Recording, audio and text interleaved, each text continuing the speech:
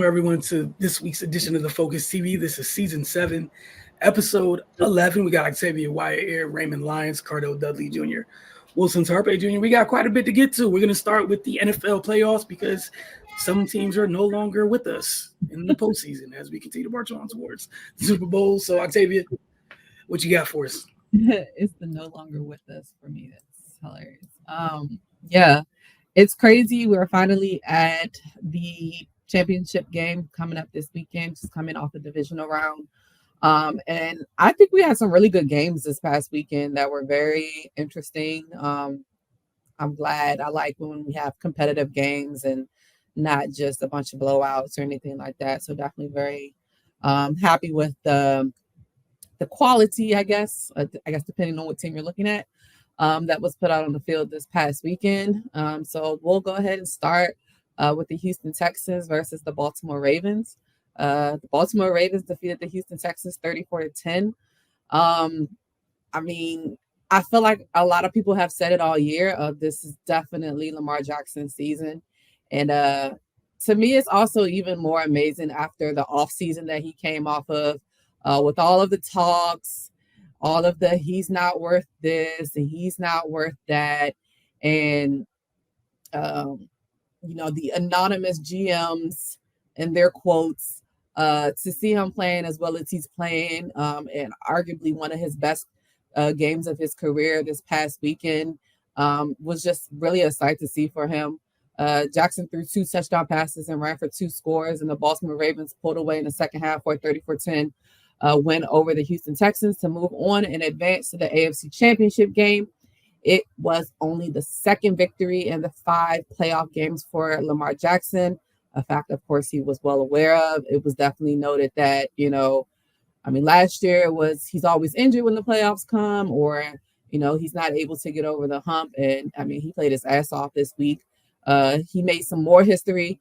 He became the first quarterback since at least 1948 in the regular season or playoffs with at least 2 touchdown passes, 2 touchdown runs, 100 yards rushing, and 100 passer rating in the same game. I mean, if you can't win with that, I don't know what everybody else is looking for. All those people who said they weren't interested in the Lamar Jackson sweepstakes last year, all of those teams that are at home, I bet you're kicking yourself right now when you hear a stat line like that. The Ravens dominated the second half after the teams finished the second quarter tied at 10 apiece. Jackson said he did most of the talking at halftime, and you can see how they came out in the second half. Jackson's 15-yard scoring run put Baltimore ahead, and that is where they would stay for the remaining of the game. Baltimore will host the AFC title game for the first time since January of 1971, when the Colts beat the Oakland Raiders on their way to the Super Bowl championship. The Ravens will play in the semifinal round for the 5th time since their arrival in Baltimore. And that city is itching for another one. I know it's probably going to be live in Baltimore this weekend. On the other side, CJ Stroud, the incredible rookie, the presumptuous offensive rookie of the year. He threw for 175 yards and didn't take a sack in this game, even though we know Baltimore's defense is legit. But the Texans dropped to 0-5 in the divisional round of the playoffs. They're the only current franchise that hasn't reached a conference championship game ever. But they are definitely in good hands with DeMeco Ryans, who is my choice for Coach of the Year. Nobody saw this even being an option for the Houston Texans this year to even be in the conversation of a divisional round playoff game, let alone winning a wild card weekend playoff game as well. They have a lot of young talent. They have, granted, I don't know how old DeMeco Ryans is, but they have a young head coach who obviously has a lot of wealth of knowledge when it comes to this game. For them to turn it around as fast as they did. And again, with the other young players that they have, Tank Dell, who unfortunately got injured earlier in the season, Nico Collins, Noah Brown even had a resurgence as well. And, I can only imagine them getting better as the season goes on.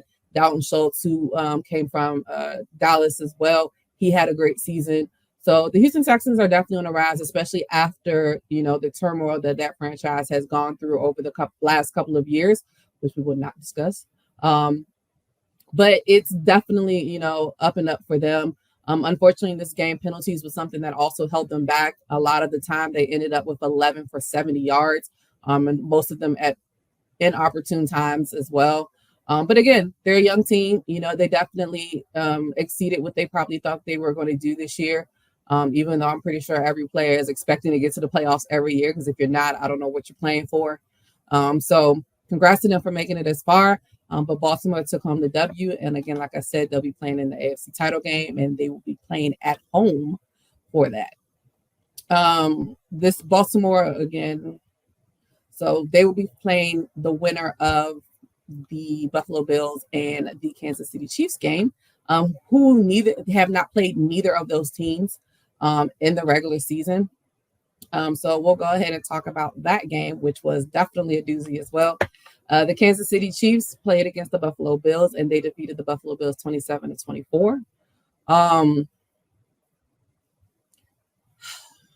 always hate when it comes down to this. And again, as Josh Allen said, and as many players will say, one player doesn't lose the game, which of course is definitely true. But god dang it, kickers kick. I don't know what else you can say about that. The wide right is just definitely a heartbreak for them, especially because it just seems like Buffalo cannot beat Kansas City, no matter if it's at Highmark Stadium or in Arrowhead. Is definitely another disappointing season for them. An interesting fact I heard today, actually talking to one of my coworkers, the way that they restructured Josh Allen's contract over the last couple of years, he is set to be a huge cap hit for them this upcoming year at over 50 mil.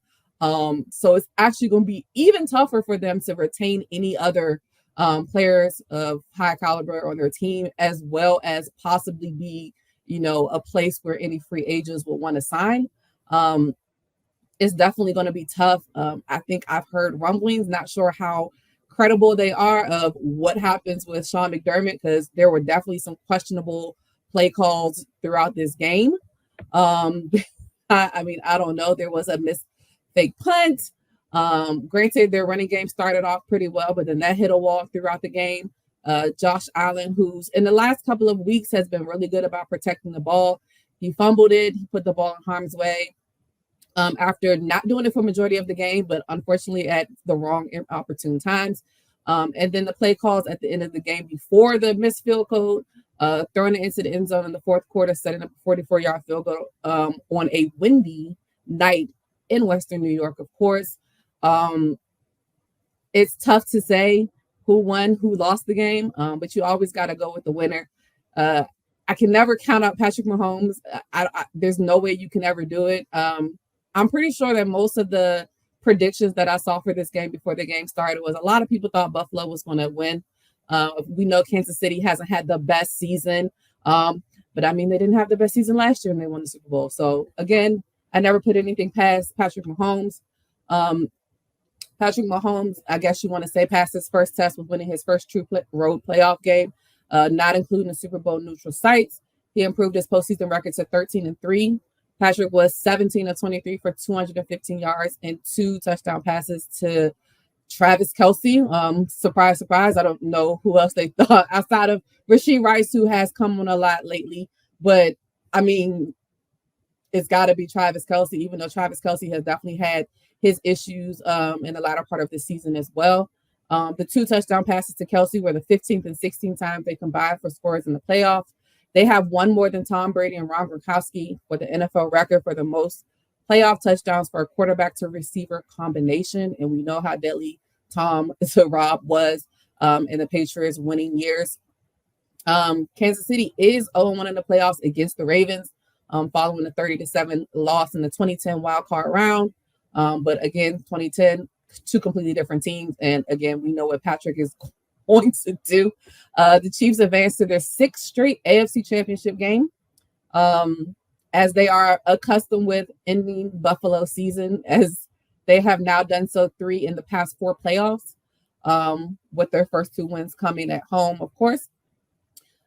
It's tough for Buffalo. Again, like I stated, we all know also Stephon Diggs, unfortunately, was a little bit invisible in this game. He had some key drops as well. He had 3 receptions for 21 yards. Him being the standout wide receiver, of course, they were going to pay the most attention to him. But, Josh did try to spread the ball around a lot. He did get a pass into both of his tight ends.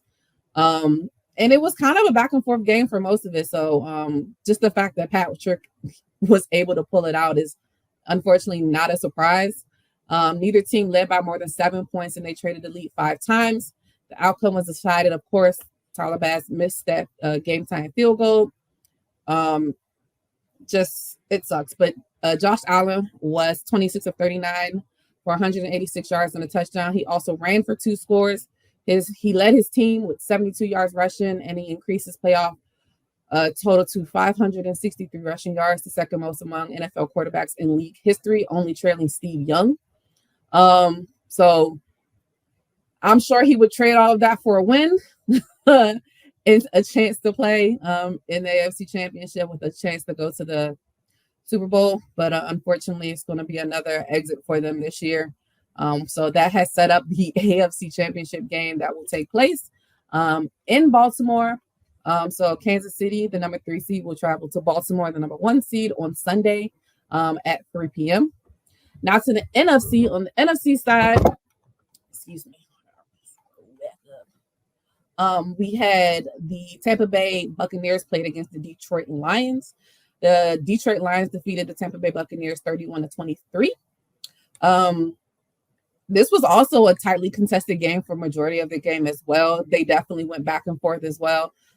Kudos to Tampa Bay, because I think Tampa Bay is another team a lot of people didn't foresee being in this position either. They came on in the latter part of the season as well. Baker Mayfield, he looks like he's back to playing with that chip on his shoulder. And he has some really good plays in this game. Unfortunately for them, it wasn't enough for them to win. So the Lions beat the Bucs 31-23, lifting Detroit to the NFC Championship for the first time in 32 years, just about majority of my life, and just the second time in franchise history. The Lions won 2 playoff games in the season for the first time since 1957. I was not alive. And that was the last time they won the NFL title, as we know, before they changed it to the Super Bowl, and had 2 postseason games at home for the first time ever. Jared Goff, who definitely also had a resurgence after being cast away out of LA. He finished 30 of 43 for 287 yards.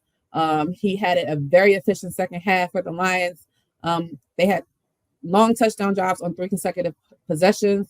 St. Brown also caught 8 catches for 77 yards, and a touchdown cap. A really good drive they had in the latter part of the game, 10 plays, 89 yards. Also, rookie Jahmyr Gibbs had a great game, 74 yards rushing on 9 carries for 4 receptions of 40 yards. And we know what Sam Laporta's been doing. Detroit has a lot of weapons. They may be young weapons, but they're proving their worth regardless of their age and tenure in the league. When you have Sam Laporta, Jahmyr Gibbs, you still have David Montgomery back there, Amon-Ra St. Brown, Jamison Williams, and then even on the defensive side, Aiden Hutchinson, who's had 8 sacks, I believe, in the last 4 games. They're pretty much hitting on all cylinders. But again, it was a back and forth game. Baker Mayfield also had a pretty good game. He threw 3 touchdown passes, including a 16-yard toss to Mike Evans that got the Bucs within 1 score with 4 minutes and 37 seconds left. Mayfield was 26 of 41 for a total of 349 yards. And again, with that back and forth, Detroit actually couldn't run out the clock towards the end of the game, giving Tampa Bay one last chance. And unfortunately, Mayfield threw an interception in the middle of the field by linebacker Derek Barnes, which was also Baker's second interception of the day. And that just sealed the game for them. So Detroit, they've been on the rise. They've stayed steadfast with, Dan Campbell when early on in his tenure there, a lot of people were calling for them to move on to another coach. And obviously that was not the right answer. Dan Campbell has these guys playing well. He has Aaron Glenn in the position to get a head coaching job with the way that he's been running their defense as well. Unfortunately, they did suffer some injuries. It sucks when you suffer these injuries getting ready to go into a championship game. Guard Jonah Jackson, he injured his knee in the first half. He didn't return. And then tight end Brock Wright with his forearm, he injured his forearm, was also knocked out of the game in the second half. They definitely had to do a lot of shuffling on that offensive line. So hopefully they're able to get a little bit of rest and, get rejuvenated for the championship game. And last but not least, on the other side of the AFC, we had Green Bay versus San Francisco. San Francisco defeated Green Bay 24-21. This was also a very good game as well. Green Bay has been playing very well as of late. Jordan Love obviously is the heir apparent to Aaron Rodgers in Green Bay. I think they've already come out and said that they are looking to lock him down for a good while. But it was definitely a shaky game on the other side. Definitely not one of Brock's best games. But they did what they needed to do in order to win. Also unfortunate for them as far as injuries. Deebo Samuels left after the first series of the game with a shoulder injury and did not return. It's definitely tough when that happens because Deebo is the all around. You can give it to him in the backfield. You can put him pretty much anywhere in the field, and he's definitely going to make plays. So that was definitely something that they had to overcome. But Christian McCaffrey is Christian McCaffrey. He capped a game-winning 69-yard drive by running for his second touchdown with 1:07 to play. So that way the 49ers held on and won the game. Brock Purdy, he did throw for 252 yards and a touchdown. McCaffrey ended with 98 yards and 17 carries and 7 receptions for 30 yards. Excuse me. George Kittle picked up the slack as far as the receivers. He finished the game with 4 receptions for 81 yards and a touchdown. The Niners were the first team to make the playoffs in 13 seasons without overcoming a second half deficit to win a game. So this was the first time they had to overcome a second half deficit. And those type of things build callous when it comes down to it. It's tough to have to come from behind. So it shows that they have the strength to be able to do it, regardless of the situation. You hate when you don't play your best, but when you go out there and win the game, that's definitely something that tells you like, hey, we're that type of team, that no matter what happens, we're never going to give up. And I mean, it's a Kyle Shanahan coach team. That doesn't surprise me at all. So they were able to pull it out. Again, on the other side, Aaron Jones finished with 108 yards on 18 carries, and Jordan Love was 21 of 34 for 194 yards. Unfortunate for him, he threw an interception in the game in any of their chances of coming back. But again, another young team that's on the rise. They have a lot of young talent as well, especially with the wide receivers and Romeo Doubs. Dontavius Witt came on late. Christian Watson was injured for a portion of the year, but he played in this game as well. And we know what Aaron Jones can do. And I'm sure they're hoping that A.J. Dillon gets back as well as their tight end, Luke Musgrave. He's definitely a good pickup for them as well. But unfortunate for them, they just weren't able to get it done. So the NFC Championship game will take place in the Bay. And the Detroit Lions will fly out there, and they will be playing on Saturday. So the number 3 Detroit Lions will be at number 1 San Francisco Saturday at 6:30. So it's sad because now we only have 2 games, and then we got to wait a whole week in between, 2 weeks or whatever it is before the Super Bowl. We're coming to the end of the season, but there's so much to look forward to with combines coming up in April. It'll be here before you know it.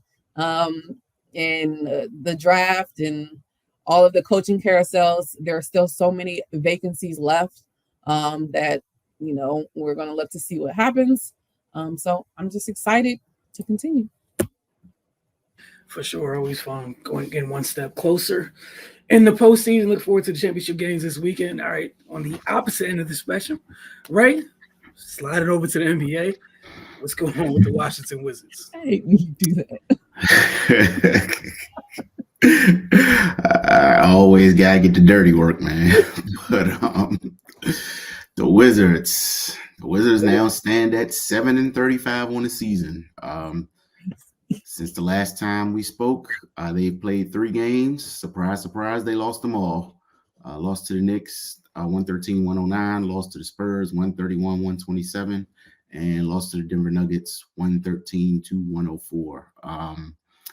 I mean, at this point, Wilson always says we're beyond the sample size. It is what it is now. This season is a wash, and it's just not getting better. But on a positive note, they traded for Marvin Bagley, and he's come in and immediately got to work. This season has been going terribly, but I'd be remiss if I wouldn't point out what he's been doing since he's been there. He started his first 2 games while Gaff was out with the concussion. Barely practiced with the team, came in and filled those shoes, if not more, man. Gaff has been invaluable for them. He's pretty much the only defensive presence on the interior. Bagley came in. He gave them a punch on the boards, which they desperately needed. And even in the last game when he didn't start, he came off the bench, still had 14-7 in 18 minutes. So he just come in and did what we've been begging the other 14 guys on the roster to do since training camp, and that's give effort. Bagley's his career has been pretty up and down to this point. He was drafted very high, had lots of potential. Didn't have the best start in Sacramento, moved on to Detroit, and we know what they've been going through. But he's came here, and he looks like he wants to be here. And, I hope he remains here, man. It's a lot of trade talk going. If somebody happens to move out the way and Bagley gets more opportunity with the way he's playing, I wouldn't even be mad at that. I know it's just 3 games, but he's been consistent for 3 games in a row, which is much more than I can say for the majority of the roster. So, with the way the season is going, any sign of somebody coming in and making an impact like that, you gotta kind of explore that and see where it can go. Tyus Jones as well. He's played well lately.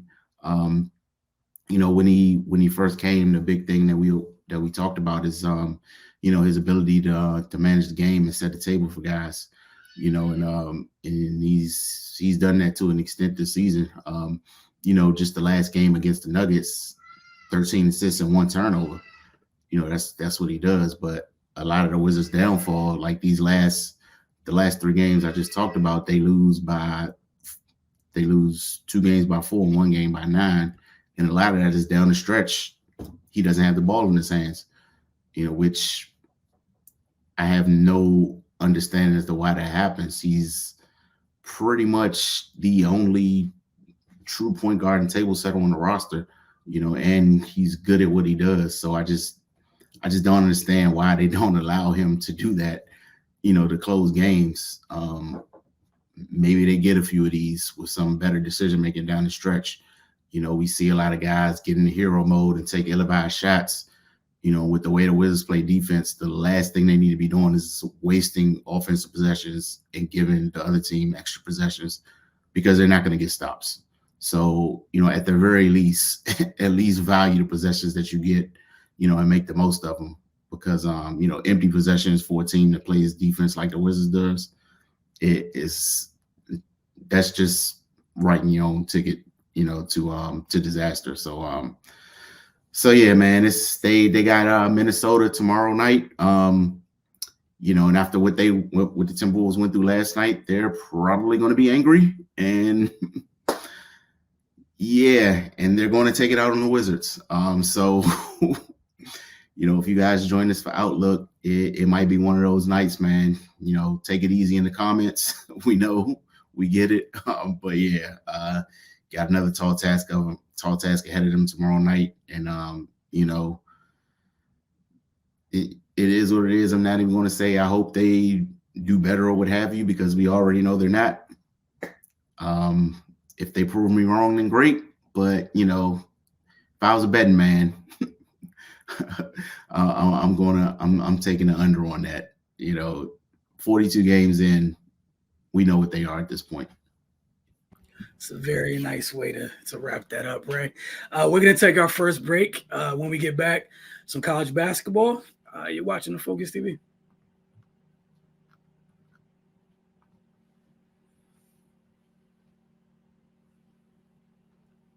Welcome back to the Focus TV, as promised. College basketball segment. Cardell, going to start off with you in GW.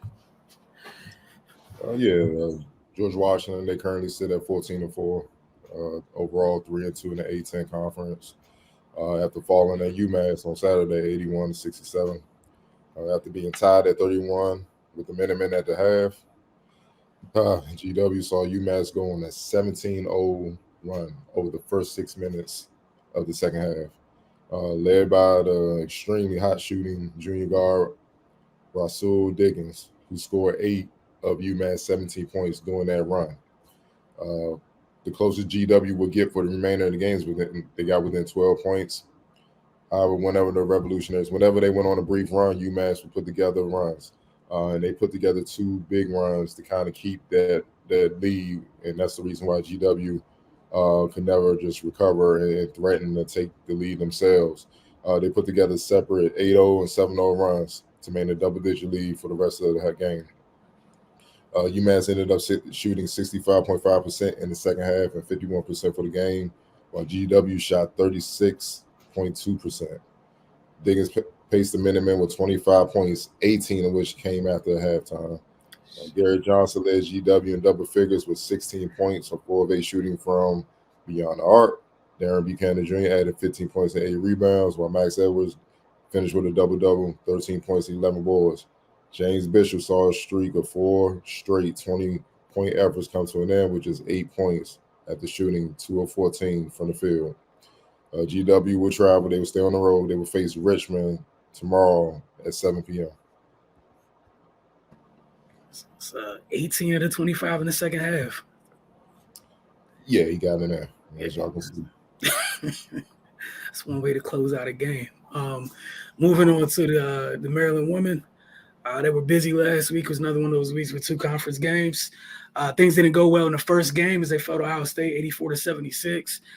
That one was a back and forth affair for much of the game, but the Buckeyes would create a little separation near the end of the third quarter, and Ohio State did not relinquish the lead. It was a good week for Ohio State. They beat Maryland, and then they handed Iowa their first loss of the season. So the Big Ten Conference doing what they do best, eating their own.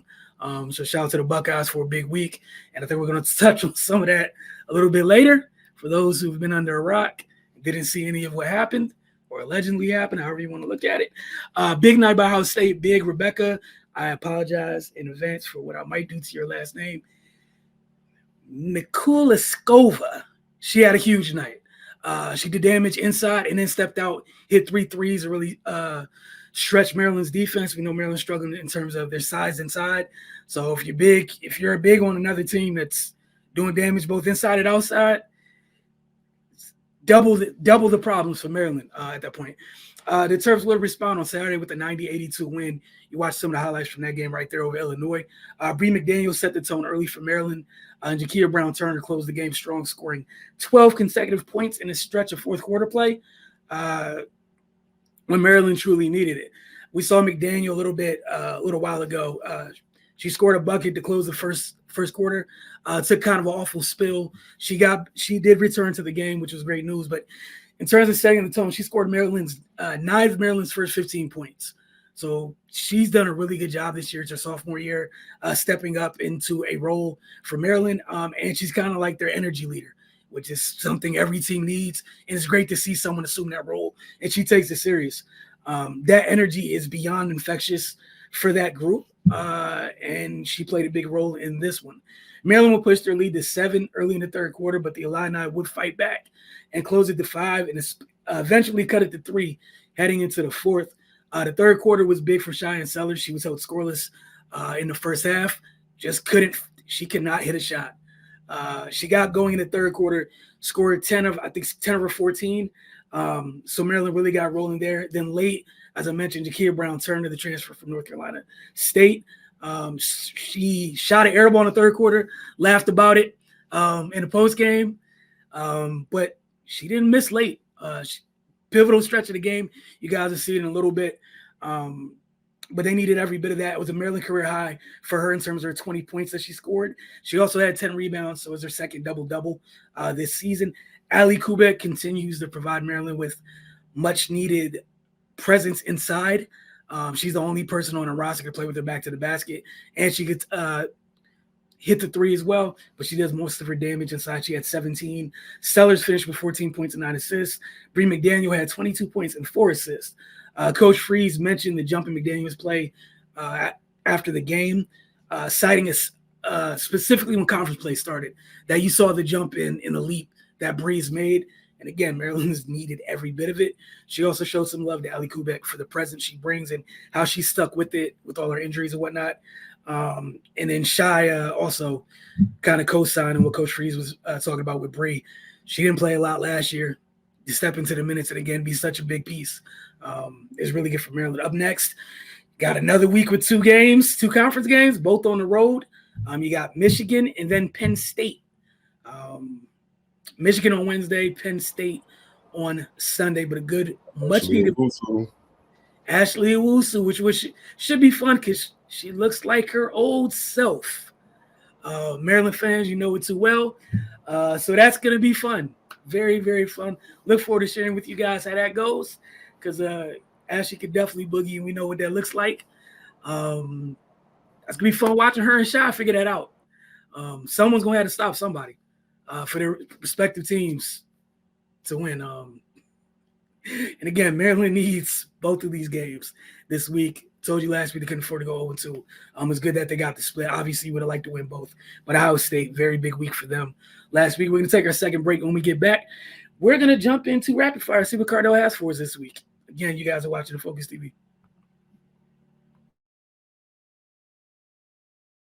Welcome back. All right, Cardell, what you got for us this week on Rapid Fire? Yeah, man. And the wrestling thing popped up earlier today before we get into the big NBA news of the night. This GOAT conversation is an endless debate, as we know. But Kevin Durant decided to chime in. He's confused as to why he isn't in the conversation. Quote, because I went to the Warriors, why shouldn't I be in that? That's the question you should ask other people in the fans. Durant told Dwayne Rankin of the Arizona Republic, why not? What haven't I done? His former Warriors teammate, Draymond Green, on his podcast, weighed in on his comments as far as him being included in the GOAT debate. Quote, I think KD is one of the greatest scorers we've ever seen. The way KD scores the ball is so effortless, he's never seen a bad shot. He's going to get you 31 points on 14 shots. That is a normal KD night. Obviously, I'm not one that's going to be like, KD's championships aren't real. Stop it. There's no championship that's not real. Quote, Steph Curry didn't get the credit that Steph gets today until 2022 when he led his team to the championship, won the finals MVP. When all else was failing, Steph said, all right, fellas, come on, let's go there, period. You got to do what Steph did to get in that conversation. Octavia, going to start with you. Do you agree with Draymond or do you disagree with him that KD should be in that conversation? That's not a conversation. And the conversation is not a conversation, so not a conversation. I don't tend to agree with Draymond Green, but I kind of agree. It's just a different type of thing. It's, like, it's not to discount anything Durant has done. He's definitely won championships, but he's had to move in different ways in order to get that done. And there are different stipulations when it comes to trying to have a GOAT conversation. And there's not a lot of players in the NBA that are in the GOAT conversation that will ever be in a GOAT conversation. And it's okay. That doesn't mean that they're not a Hall of Fame caliber player, as he is and will be once he retires. But it's just not there, unfortunately, for him. I do agree. I feel like in some type of way, you do have to be the end all be all leader on the team. Not saying that he wasn't a leader-esque on the Golden State Warriors when they won, because he was definitely a pivotal part of their team and the reason why they were able to win. But it's something about doing it, being that guy, like not the only guy, but the main guy. There was a lot of main or 1A, 1Bs on Golden State. Not saying that he can't ever get in the conversation, because I think KD still has some good years ahead of him. But he's done a lot of movement in the league, so it's kind of really hard to pinpoint which iteration of Kevin Durant we're going to be considering for this conversation. But kind of like you already said, this is really a conversation about nothing. Like the GOAT conversation is already solidified. So I don't know why we're still having it. So, but I mean, if you should think that you should be in it, like have that, bravado and want to be a part of it. But everything's not for everybody, unfortunately.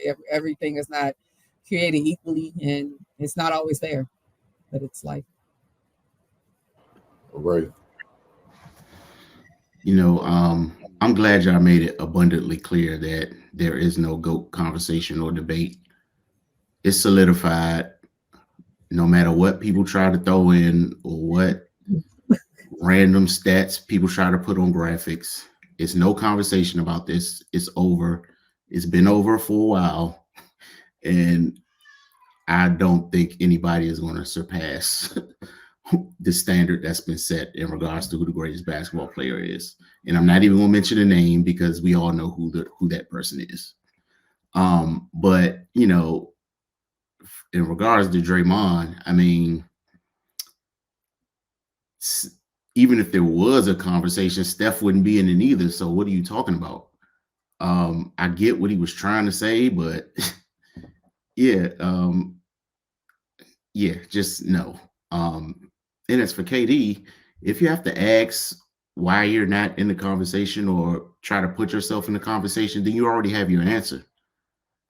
So, and the thing that annoys me the most about him is he's way too talented to operate the way he does, man. Like I just don't understand.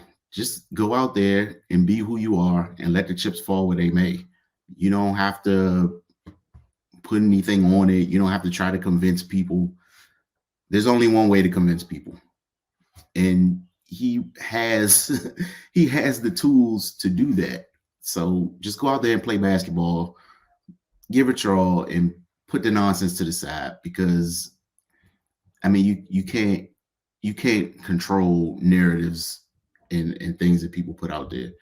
So I mean I don't understand why people feel the need to talk about it or try to throw their hat in the ring.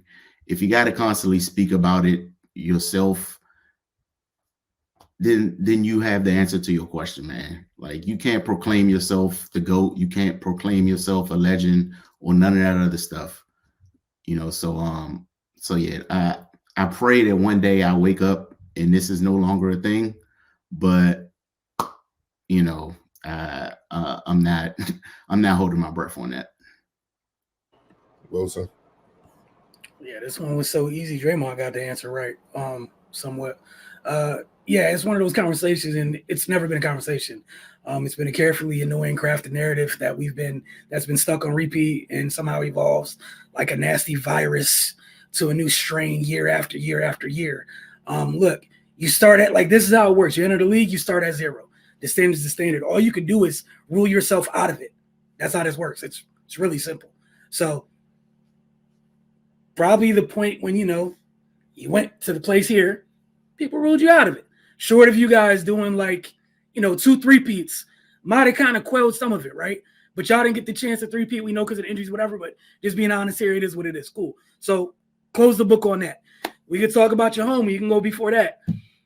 You joined somebody who got it done as 1A, went down as with, in their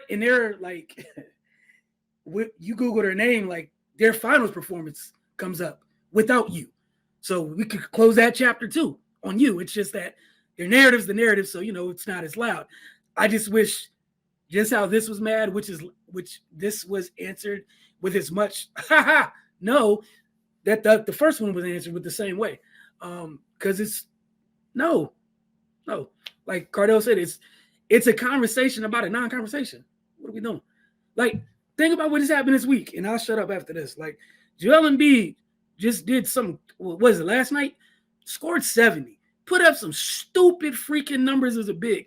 And he joined a list with Michael Jordan on it. We're done here. Who cares? Just leave it alone. Congrats. You did something someone half your size did. Cool. Yeah, for me, look, man, the standard is the standard. You can't talk your way out of it. You can't try to move goalposts. You can't. It's a standard. He created a new standard. One, individually, you got to be complete. You have to be complete, and you have to be dominant in every phase of the game consistently. Love Kevin's game. He's definitely the best player to come out of our area, no question. But you're not as complete as Michael Jordan, so that takes you out of it. Two, let's just say you did lead your team to championships. You didn't join Golden State. You led the team to championship. You still only have two, man. I don't think y'all understand. You have to get multiple. You have to try to get around six. It's no debating it. Then on top of that, you definitely have to repeat and three-peat at least once. Because see, that's dominance year after year after year. Very few people do that, while still being the leading scorer in the league and first team All NBA defense and playing 82 games a year. The guy that is the GOAT did that year after year and played with far less talent than you, Kevin. Think about OKC, the talent you played with. Then you went to the Warriors. Then you went to Brooklyn. Now you're in Phoenix. Look at all the Hall of Fame caliber talents that you play with, and you're in your mid-30s, and it's only 2 rings to show for it. And those 2 rings, people don't even count the same because you went to not only the team that beat you, you went to a team we already knew who the guy was, and the championship was already won, and they were already in championship mode. But this is just facts. So how can you sit up here and act like you don't understand why you're not in that conversation, man? See, this is the stuff that just kills me about this era, dog. Like y'all act like y'all don't care, and then y'all care, and y'all know better. Y'all know better about what it is. Yeah, it's damn near impossible to pass that dude. He did some crazy like just being factual. It's tough, but he did it. That's why you can't knock it. And all y'all done took all types of routes and cheat codes and shortcuts and stuff to try to do it and make people believe you ain't gotta do it this way or do it that way. My man went head first into this is how we gotta get it done. Ain't duck no wreck. All about the smoke. Did it the hard way and got more out of it with less talent around him, with less around him than all of y'all. What are we talking about here? So again, no, you can't be in a conversation that's not really a conversation. It's just as simple as that. We're going to move forward. Big news today, obviously. Just came down just a few hours ago. It was shocking news, honestly. The Milwaukee Bucks fired head coach Adrian Griffin as coach after just 43 games, despite having one of the league's top records midway through his first season. The Bucks are planning to quickly pursue a small pool of accomplished and available veteran head coaches, with Doc Rivers as the top target. Sources told ESPN Adrian Wojnarowski. The sides have yet to talk, but the Bucks are expected to reach out and gauge Rivers' interest soon. I quote, "This is a difficult decision to make during the season," said Bucks General Manager John Hortz in a statement. "We are working immediately toward hiring our next head coach. We thank Coach Griffin for his hard work and contributions to the team." Veteran assistant Joe Prunty will take over as interim coach. Forced to speak at a news conference Wednesday before the Bucks' next home game with the Cleveland Cavaliers. Milwaukee hired Griffin over the summer to replace longtime coach Mike Budenholzer, who was fired after Milwaukee's first-round exit last postseason. Months after the hire, the Bucks swung a blockbuster trade to acquire Damian Lillard, putting pressure on the franchise to win big this season. The Bucks are 30-13 in a Tuesday night's game, number 2 in the Eastern Conference. That's the best winning percentage for a team that fired its head coach during the season since David Blatt with the Cavaliers in 2015-16. But despite the impressive record, the Bucks have struggled at times, particularly on defense. They slipped from 4th on defense last season to 22nd this year and just gave up 135 and 113 points in back-to-back games against the Detroit Pistons. Griffin 49 has spent 16 years as an NBA assistant, including the past 5 with the Toronto Raptors that followed a 9-year NBA playing career.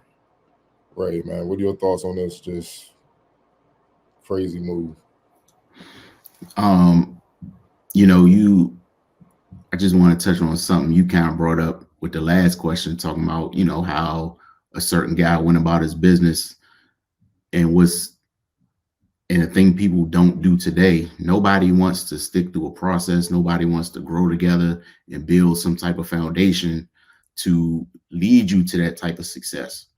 It doesn't happen instantly. It doesn't happen overnight. You can't build a championship team and a championship culture like a erector said. You're going to have to take some lumps. You're going to have to figure each other out. And you're going to have to go through some things. So then when times do get rough, it's something that you could reach back and tap into to get you over the hump. You know, they fired the head coach. All right, cool. Then you make a trade for another superstar player or what have you. And that really wasn't, to me, in the benefit of the long-term success of the team, because where are they struggling now on defense? What did they give up in the trade? Their best defender. So what did you gain from that? You know, and then you fire a guy. And yeah, I'm upset. There's another black coach who was having success, 30-13, fired in the middle of the season, didn't even give him a chance, you know, and then it's reports, oh, he lost the locker room. And that pisses me off because a lot of his public remarks were about defensive accountability and, you know, people making sacrifices. So I'm gonna put two and two together and say people ain't want to play defense and people ain't want to sacrifice their game to benefit the team. And they complain and got them up out of there. And that's why they're not going to be successful. You can't win that way. And I mean, you know, whoever they bring in next, like who wants to walk into that mid-season? Like, so they can get blamed if the season doesn't end in the championship. Like, and why are we always looking at the sideline when things don't go right? The players are the ones playing. Yeah, the coach has some responsibility. Sure, absolutely. But to just completely overlook the people that are actually on the court doing the thing, it just doesn't make any sense, man. You know, and you know, more power to them. I don't think it was a good move. Then, you know, the guy they're talking about bringing in don't have the best reputation in the postseason. So good luck with that as well. But yeah, man, it's that was crazy. I was definitely shocked to see that. Yeah, I don't know too many teams that are trying to make a championship push that fire their head coach in the middle of a relatively successful season. Like they're what, 2 in the East right now? You know, but hey man, it ain't my decision to make. Hope it works out for you. Wilson. Yeah, it's just nasty work. So you 30-13, you're having success, and then you're fired. Also, I'm pretty sure he wasn't the one to sign off on that wonderful trade that helped Boston be what, the number 1 team in the East. Like, I get it. Maybe you probably would have liked more offense or what have you. That's great. Like, you in a league where everything's already so offensively favored, you lost one of the best point of attack defenders in the league and replace him with one of the worst. What did you think was going to happen? Seriously, what did you think was going to happen? All these freaks running around at the 1 these days, and you got somebody who can't even accidentally stay in front of them? Like, seriously, what did you think? And some of us said this at the beginning, but nobody wanted to hear it. It was all the buckets. Yeah, that's great. But the other team's getting buckets too. Now what? So now it's a net negative nothing. Great. So if he scores 30, he gives up 30, and somebody else gets 5 out of nowhere, you lost. Bro, if you're giving up 100 plus to the Pistons in the current state of the Pistons, like, I'm trying to find a nice way to say it. Like, we know where the Pistons are right now in life. What are you doing? So, like, you can't play defense against a team who just can't get right. That's disgusting. And as Ray said, echoing Ray's sentiments almost to a T, you got the only thing dude said out loud was like the stuff you need to do. And it was an issue. Hey, y'all deserve whatever comes your way. Whatever comes your way, you fully deserve. And just like we did with another group in the East when stuff didn't work out and their coach and all that stuff happened, I hope that the stars here are ready for that, because that's where we're officially at. So Coach Bud out of there, and he was kind of successful, whatever. But won a championship, I believe, right? Right? Okay, so Coach Bud out of there after winning the chip. Adrian Griffin gets his shot, 30-13. Yeah, there's another half of the season for you to kind of get your defense together. Instead, it's get him out of here. Like, I saw that come across my phone earlier today. I was like, what the heck happened? I'm kind of still in shock and still waiting. Like, was there something off the court or something? Like, what happened behind the scenes? Or is it just really something as simple as won't hold players accountable, so we need new voice? Octavia. Yeah. First of all, I find it crazy. The Bucks are going to be paying 3 head coaches at the same time. Let's first start with that, because they still got to pay Budenholzer. They fired Adrian Griffin 4 months into a 4-year contract, and then they got to pay whoever they about to hire. So let's start with that. That sounds crazy in itself. And to echo everything that you both just stated, it's another Black coach that doesn't get an opportunity. You say that they're 30-13, second in the East. That's tied for the second best record in the entire league, not just the East. They're tied for the second best record in the league. They're tied with Minnesota at 30-13, and Boston has the best record in the league. So I don't get it either. Y'all know I'm a huge Dame fan. But we all know he doesn't play, I like to say, great defense, but y'all say he doesn't play any. I'm trying to give him a little bit of a little something, but we know, right? He don't play no defense, right? Food. Go to corral. All you can eat buffet. Food. Buy one, get one free. A Black cookout in the hood. So Limitless plates. And I'm saying, like you guys stated, like, I don't know if you guys know, I've adopted the Celtics as my team now, like the last 2 years. Like, that's like my team now. So I watch a lot of Celtics games now. And Drew Holiday is killing. And think about it. They got Drew Holiday and Derek White. Think about this too as well. The finalists for, the Olympics came out with 41 players. The entire starting 5 for the Boston Celtics are on there, except for Kristaps Porzingis. And you know why? Because he's not American. So you lose that type of caliber of player in Drew Holiday. Like you said, literally weeks, maybe a week or two before the season started. And he goes from having one set of personnel to a completely different set of personnel who does the complete opposite of each other.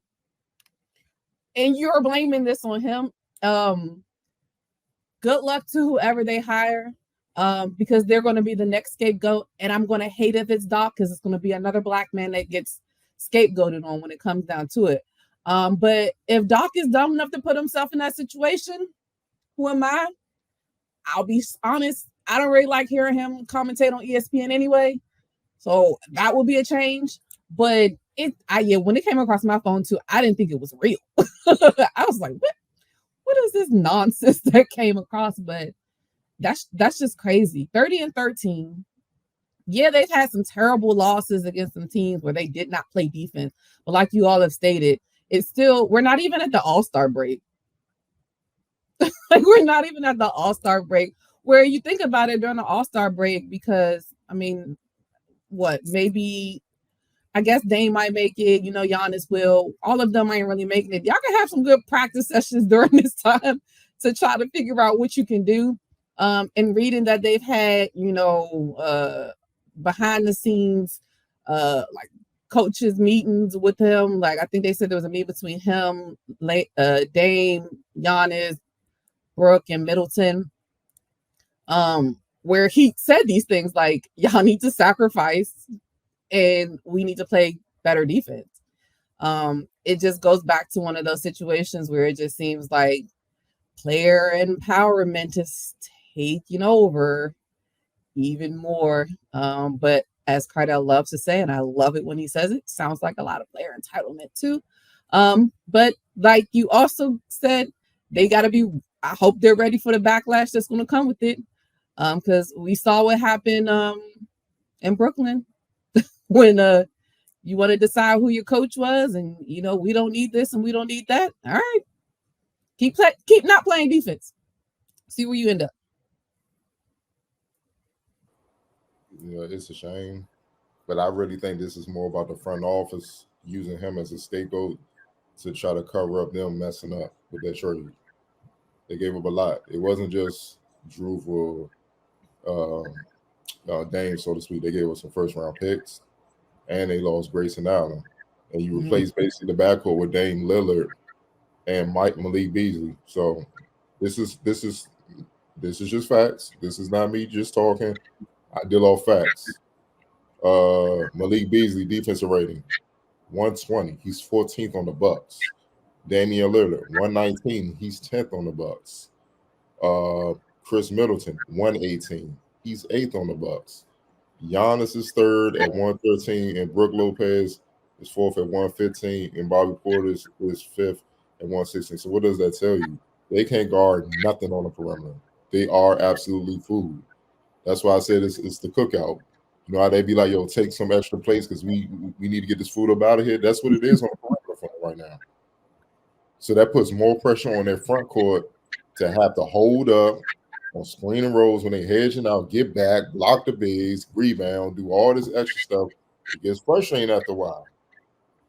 And this is probably the first time where Dame is not getting a pass because he ain't the franchise player. They're like, my man, can you just hold up? Don't give me a chance, man. You just give me a chance. And now they seeing the flaws, and now they like, damn. So it's easier to fire the coach because you can't really move the players because you done invested so much in it.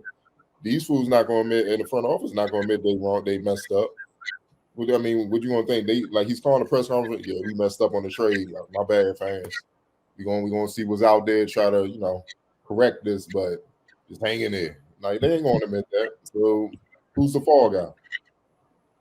And it's like what Ray said. I totally hate it because you didn't really give him a chance.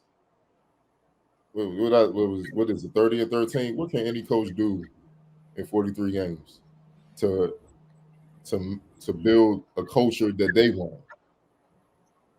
When you inherit players with bad habits who never were forced to inherit that type of coaching.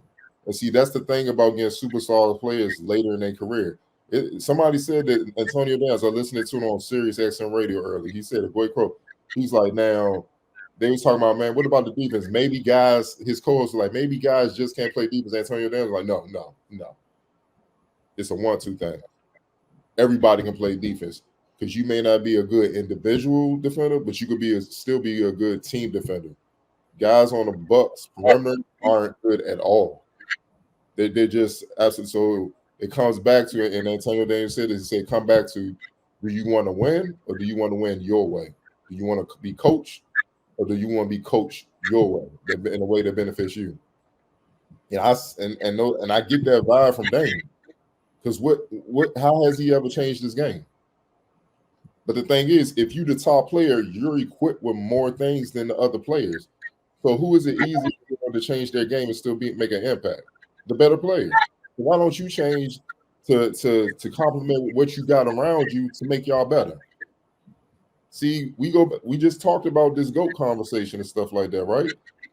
They don't want to give Jordan his credit, but he sacrificed his game so that Pippen could flourish. He got off the ball. That made them a title contender. They went on to win 6 out of 8. And we all know Jordan loved to have the ball, but he realized this wasn't going to work unless I allow this kid to maximize what he is. So let me sacrifice, take something away from my game, so that he can flourish as a whole. The whole team got good, and nobody can do nothing with him. A lot of these superstars don't do that. So that's why they get so stuck and stuff like that. And it's like at this age, that's why I was so against it. At this age, he's older. How old is Dame? He's 33. 33. He's never been a defender. you naturally start to slow down as is. So it's going to make your efficiency less. He's shooting 42% from the field this year. That's not good at all. He's averaging 25 and 42% shooting from the field. So I'm pretty sure he's giving up a lot of points when he's on the floor. He's giving up a lot, clearly. But you're not getting it back in an efficient manner, which means Giannis and them boys got to go recover, and they got to make up for what you're not giving them because the plus minus, we know it's not adding up. It's not adding up. Yep, with all that going on, they're still 30 and 13 or whatever it is. What are they? Yeah, 30 and 13, second in the East, but it's Adrian Griffin fault. A guy that fought for years to get this opportunity. And who's to say he even wanted Dame? That's the problem I had. Who's to say he even wanted Dame? To me, he signed on to coach Drew, that team, and then you just go trade because probably some analytic fool in the upstairs is like, hey man, go get Dame, man. He shoot a bunch of threes and all that. These analytic boys are getting a lot of people fired. Because guess what? Yeah, Dame can shoot a lot of threes, but he's gonna give up a lot of threes too. And then it's gonna get frustrating. And I try to tell people it's a lot more frustrating when dudes cannot hold up defensively than say a guy who can't score. It's a lot more because guys want to score anyway. Shit. More shots for me. I'll make up for it, dog. Just go stand in the corner. Don't turn the ball over. I got you. But defensively, when you working hard, you rotate, you swarm, and then they just throw past somebody wide open, shoot. Who the fuck? Who did that? My bad, yo. And it keeps happening. Get him off the floor, bro. We working too damn hard out here to be just giving up these easy baskets, man. These wide open shots. So now maybe people will listen. I was like, y'all messed up with Drew. Fine, Drew don't score as well. Dang, he don't shoot as good as Dame. Okay, but he still can get you 18, 19, 20 points, 6 rebounds, 6 assists. And he's going to make life hell for whoever the other guy is. So he ain't going to get his average. Seems like his value is a lot more than Dame. That's just common sense to me. And he also has chemistry. And not only do you trade him to the Portland and they are pretty much just buy him out, you ain't think that opens the door for him to go to another contender like Boston Celtics that's going to be in your way to take you out. And guess who he's going to want to target just to make a point? Dang. So how is this Adrian Griffin's fault? We all know who fault it is. It's upstairs. John Horst. Same guy who's going to talk them wrong, spin the narratives, acting like it ain't them. And see, this is what gets on my nerves, man. But it only seems to happen with black coaches. It only seems to happen to the black coaches, bro. It's just it. And then reports all they coming to practice and watching them practice up close. You just looking for a reason to fire them. At that point, you just building a narrative. They've been practicing this whole time. Why all of a sudden you coming out? So it's just a lot of BS, man. A lot of BS. Oh yeah, and like Wilson said, Grayson Allen shoot 48%, and he could defend. Matter of fact, Grayson Allen right now is the only 50-40-90 player in the league. I'm sitting here because when the trade happened, we was talking like Grayson Allen matters. You lost Drew Hottie and Grayson Allen, and again, go back to the chemistry thing. They fit what you did. You lost your freaking identity for what? For what? You didn't get Steph. What the hell did you do this for? Oh, Drew Holiday. Guess what he's doing this year? Averaging 13 points, 6 rebounds, 4 assists, just under 2 turnovers a game. He's shooting 45% from the field, 41% from 3, and 82% from the free throw line. Dumb efficient. I gave that up for what? And guess what his defensive rating is? It's a lot better, but 112. And he's guarding the killers for every team. Including the post players. Yeah. He guarded big. He was guarding Joel Embiid in one game. I was like, really? But okay. You gave away your guard. He's crazy. That's why I love him. I love that shit. He my man right there, though. Like I don't give. He killing. I got him though. Like I can't sit here and just let this man and not take a shot at him. I'm not about to just sit here and let this man go crazy, bro. But yeah, and that's what you gave up. That's what you gave up. Somebody who can hold up where you can switch everything, leave the big wall of Brook at the front of the rim, and force people there and be like, I hope things work out. Now you got Brook moving. Brook looks pissed every other night. You just said pretty much the bigs in the top 10 or the top 5 best defenders on that team. That is disgusting. That's 2 4s and a 5. That's nasty. That's when your secondary leads the team in tackling. Nothing good's happening up front. Right. Nothing good's happening. How's it Adrian Griffin for with Tyrese Halliburton hit the game one and he's like in front of Dame? I forgot about that. Would you see Halliburton doing that in front of Drew? Nah, his hands be tied up. You don't play that. That's all I'm saying. So this is a management deal. This is their fault, man. They gotta live with it. Maybe Doc forces dudes to get. He come in, he get the job. Maybe he forces dudes to man up finally, but I doubt it. So if I'm Doc, I'll be careful with that because you don't want to come in this situation and management don't give you control and stuff like that because they already done messed up, and you don't have first round picks. Bruh. Oh, Grayson Allen, he's averaging 13 and 4.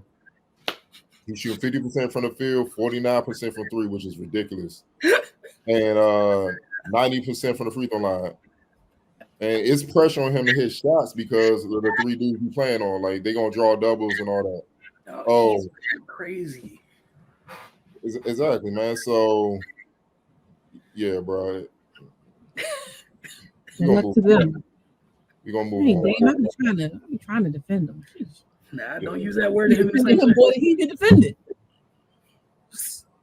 Iowa women's basketball superstar Caitlin Clark left it all on the floor, and number 2 Hawkeyes lost to number 15 Ohio State on Sunday after scoring 45 points to go with 3 rebounds and 7 assists in a 192 overtime loss. Clark was running off the court when a court storming fan collided with her.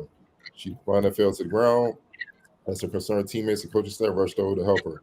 Quote, it was kind of scary, and it could have caused a pretty serious injury to me and knocked the wind out of me, but luckily my teammates kind of picked me up and got me off the court, Clark said in a post-game press conference. Quote, their AD already came and apologized to me, so I really appreciate that. Hawkeyes coach Lisa Bluder said she was disappointed that her players weren't able to walk off the floor safely. So 2-part question. Do you think Caitlin is equally as responsible for the situation? And do you think people jumped on it because of the race factor in the situation? Wilson. I knew I was getting called first. Yeah, man, this is just garbage, right? Caitlin, your reaction time is pretty damn good, man. You see stuff pretty well. I'm not going for this. I'm so sorry. I'm not. Y'all lost y'all first game.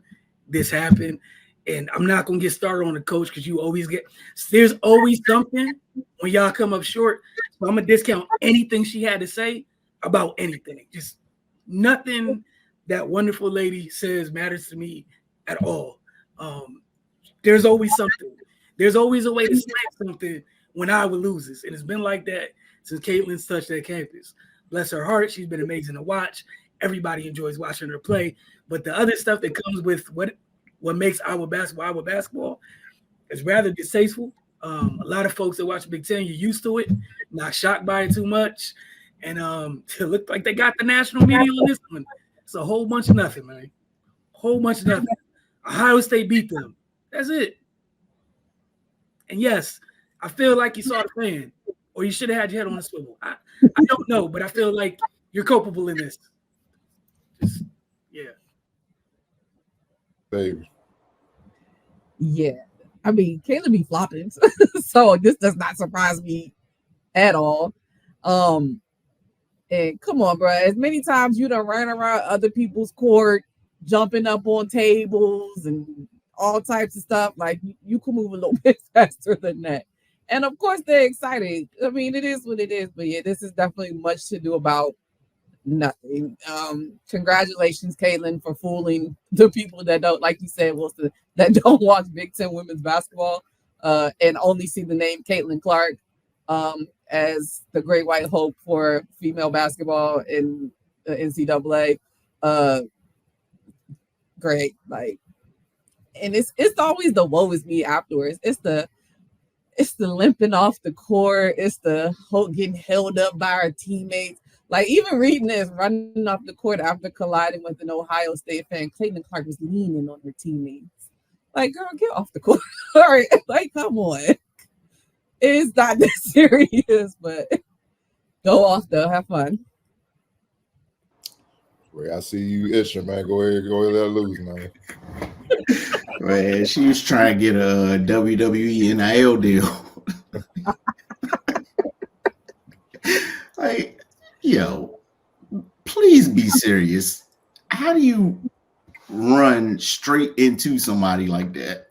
Like, and then she like looked like she braced for impact, extended her arms, spun around twice, and fell on the like in all the court stormings in the history of basketball, that's never happened. Please, like, just take your L and get up out of there, man. Like, why are you walking across the court when people are storming the court? How about that? Go another way, do something, but like she's a pretty good athlete.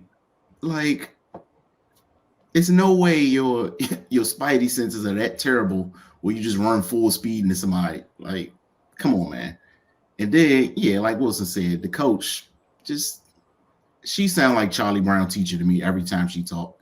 Like, just cut her mic off immediately.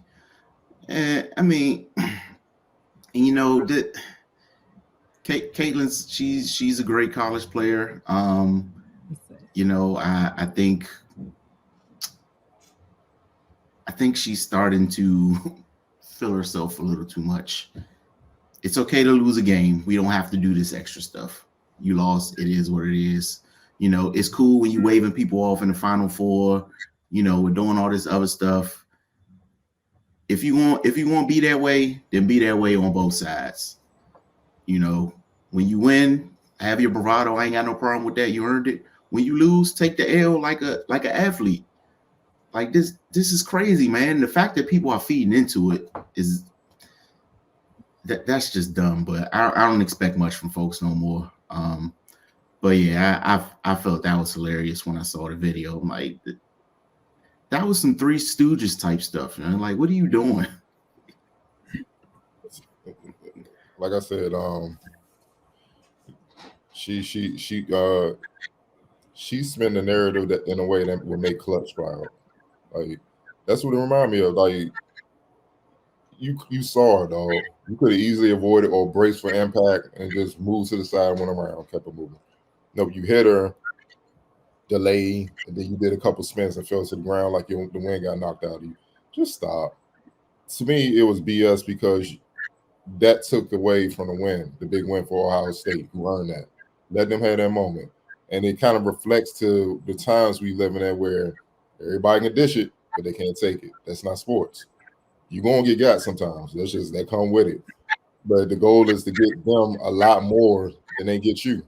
And I'm tired of people ducking the part of them getting got. You know what I'm saying? You made it about you in a situation where it really wasn't about you anymore. It was about Ohio State and what they did. And you took away from them young ladies. And then everybody jumping on that BS. Because, see, I hate to throw this in there. Had Angel Reese did that, what would the backlash have been? That's why I threw the race thing in there. You know, they like Ray said, they trying to build this great white hope thing because Sabrina Ionescu didn't quite get there. Yeah. Quite do that. She ain't quite become the face of the WNBA. Newsflash, I'm gonna keep it real. I'm gonna surprise these folks early. It ain't gonna be her either. I was saying it ain't gonna be the best ball players are sisters. And trust me, when them killers on defense get a hold of her and she see how physical it is, that little tumble she just fed, oh, they looking at that, oh, she's soft, oh, she okay. Okay. When she played the Mystics and Cloud and Atkins get a hold of her, just like Sabrina, disappeared. David Copperfield, where is she? We haven't seen her. Did she make the trip? So stop this, man. Take the L like a woman. Just like you be delivering ass whoopings, the other team that had to take it, we applaud. Take the L like a woman and keep it moving, man. This was below her. This was beneath her. It ain't cool, and she deserves all the heat she's getting. And all the people jumping on it, man. You know, talking about these non-athletic people who never grew up in sports, talking about, especially people in the media, they just jump on BS all the time. Talking about we should just get away from court stormers. Why? Because the little white girl got caught up in a situation. When nobody saying that when the band was on the field. Homie, that ain't even. You want to know what's scary? Being on that baseline when somebody punched their ticket to the NCAA tournament, and then they rush. Bro, I felt like Lil Simba, man, when they the normal online king, dog. I ain't gonna lie. Like I saw the ushers like, no, point. Also, I just saw a barrage of kids. I ain't see the usher no more. I'm like, I'm trying to get up. I'm like, dog, they jumping on my head. That was some scary shit. That was scary as hell. So excuse me if I don't have no feeling for Caitlin Clark when she's walking and running and got all that space to dance around people and stuff like that. Come on, man. And clearly somebody wanted to hurt her. Shoot, a Goldberg speared her little bony ass and got it done. So these people, like, they gotta stop this, man. It's just too much BS for me these days, man. Last question, man. We're gonna celebrate some youngers around here who achieved a great honor. McDonald's All-Americans were announced today. On the fella side, Derek Queen, 6'9", 230-pound forward center. Bryson Tucker, 6'7", 180-pound wing. And Donovan Freeman, 6'7", 190-pound forward. And on the girls' side, 6'2", Kendall Dudley. 5'9", Madison McDaniel, point guard of Bishop McNamara. And 6'3", Zania Saka Wayman. Out of also, she signed place for Sidwell France. All of them were named to the McDonald's All-American team.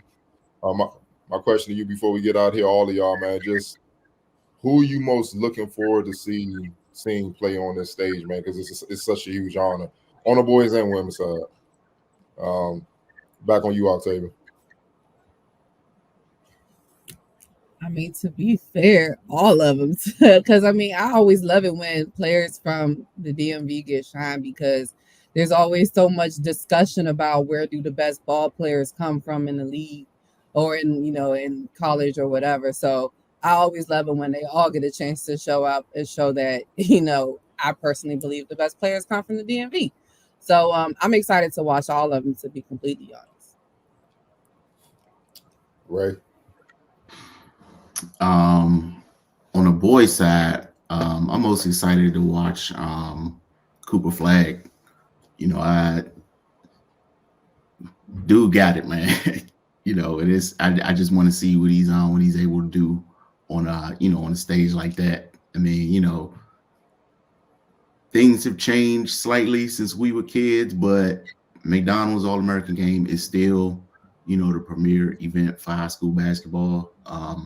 And just to see him go against the nation's best should be exciting. On the girls' side, all the local kids, but specifically Madison McDaniel. Been watching her play. She was in the second grade. Just to see where she's gone with her game, man. It's it's just nice to see somebody the trajectory of their whole career up to this point, and see it culminate in something like this. Like, Cardell, you talk about a lot about, when you're doing your scouting thing and, you post pictures of guys you saw like at a high school camp or something like that. Now they're in the league doing great things. Of course, this is not that magnitude, but, just see that progression, man. It's just dope to see. Wilson. Oh yeah, I'm here for everybody from the area. I just can't wait to see. I definitely want to watch soccer. Honestly. Probably the most. On the men's side, I haven't seen Donovan Freeman. I'm sure everyone here has but me, but I haven't, so I'm interested in seeing him. But yeah, I'm just happy as a whole. Like, that's top-notch talent leaving the area, getting a chance to go showcase what they have next year on the next level. Yeah, for me, obviously, I'm excited to see all of them. But on the fella side, Bryson Tucker, he's a pro. He played last year in the Kennedy League, and yeah, he was giving a lot of pros to business. Like it was consensus. This area could be very crabby and hateful, but it was a consensus that boy is the truth. And like everybody was in agreement, like he's the best pro prospect in high school basketball in our area. It has been for quite some time, man. So just his polish, his 3-level scoring ability, his size, athleticism, and his understanding of the game and poise. He's very mature, man. So, he's tough. And obviously Madison, she remind me a lot of Dawn with her physical attributes, man. So I'm eager to see what Dawn does with her once she gets on campus, and what she turns her into, man. She could be the next great South Carolina point guard, man. And obviously you got a Yoda on the sideline that can impart every way them been there, done that, been every way you trying to go. All she gotta do is listen and put the work in, and she'll get there too. So I'm excited to see what happens. I want to thank y'all for tuning in this week, man. Truly appreciate it. Look forward to see what we'll be talking about next week. Definitely what happens on the championship game side of the NFL. We'll see what happens on college basketball, and obviously update on the Wizards next week. But you've been watching the Focus TV. We'll see you guys next week.